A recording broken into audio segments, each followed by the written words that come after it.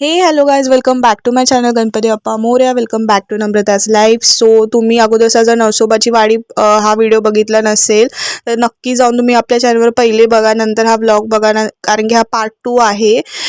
तर त्याच दिवशी रात्री आम्ही 9 वाजता कोल्हापूरमध्ये जे नरसोबाची वाडीनंतर जे लागतं, म्हणजे आम्ही गेलो होतो कोल्हापूरची महालक्ष्मी, करवीरपूर वासिनी महालक्ष्मी जी आपली अंबाबाई आहे तिथे आम्ही गेलो होतो. 9 वाजले होते त्या वेळेला म्हणजे.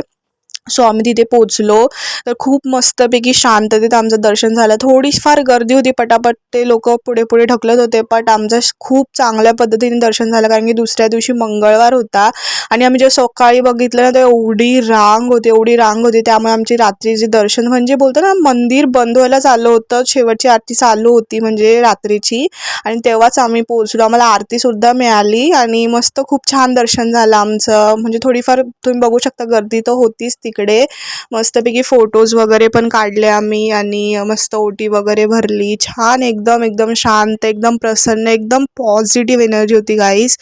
म्हणजे बोलतात ना, मी शब्दात तुमच्यासोबत व्यक्त नाही करू शकत, पण ते जे फील होतं ना ते तिथेच, म्हणजे बोलतात ना, जो तिथे जे फील होतं म्हणजे मी तुम्हाला सांगू नाही शकत शब्दामध्ये की काय होतं ते, पण एवढंच सांगू शकते की पॉझिटिव्ह एनर्जी होती, खूप पॉझिटिव्ह एनर्जी होती. कारण की जसं ते मंदिर लागलं ना तेव्हाच वाईब्स अशा येत होत्या. आणि रात्रीची वेळ होती, ते खूप थंड आणि एकदम मस्त वातावरण कोल्हापूरचं. मला तर सगळ्यात जास्त, आता आम्ही जेवढे पण दर्शन घेतले, मला कोल्हापूर खूप आवडलं. तिकडचं दर्शन म्हणजे बोलतो तिकडचं वातावरणच खूप छान आहे आणि एकदम शांततेत दर्शन झालं आमचं. खूप म्हणजे लेट झालं होतं, तरी 10 वाजले होते आणि एवढं म्हणजे तिथे असं वाटत नव्हतं, खूप तरी लोक होते भरपूर, म्हणजे छान वाटत होते. एकदम छान आमचा प्रवास म्हणजे बोलतो ना, तो दिवस पूर्ण गेला सोमवारचा. दर्शन पण झालं आमचं रात्रीचं झालं आणि शांततेमध्ये झालं. आरतीसुद्धा मिळाली आम्हाला.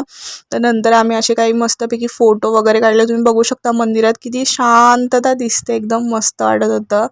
तर तुम्ही इथे गेला आहेत का कोल्हापूरची महालक्ष्मी, नक्की मला कमेंट करून सांगा. आणि अगोदरचा व्हिडिओ जर बघितला नसेल नरसोबाची वाडी तर तो सुद्धा बघून घ्या.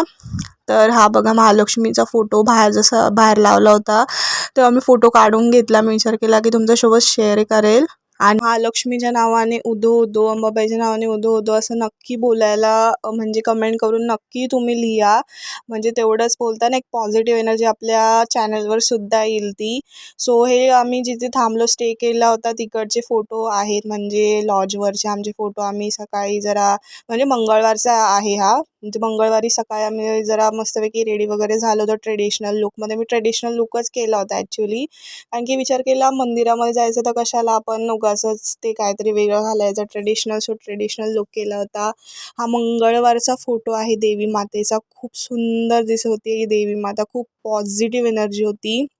आणि रात्रीचा सुद्धा लुक आम्हाला बघायला भेटला तिकडे. आणि पहाटेचा पण मस्तपैकी नाश्ता वगैरे करून आम्ही, म्हणजे पहिले दर्शन घेतलं आम्ही, नंतर नाश्ता केला. आजूबाजू तिथे मंदिरं होतं, तिथे आम्ही दर्शन वगैरे घेतलं, फोटोज काढले, व्हिडिओज काढले. खूप मजा आली गाईज, खूप मजा आली. जर आत्ताचा व्हिडिओ तुम्हाला आवडला असेल तर लाईक, शेअर, सबस्क्राईब करा, कमेंट करा तुम्हाला व्हिडिओ कसे वाटत आहेत.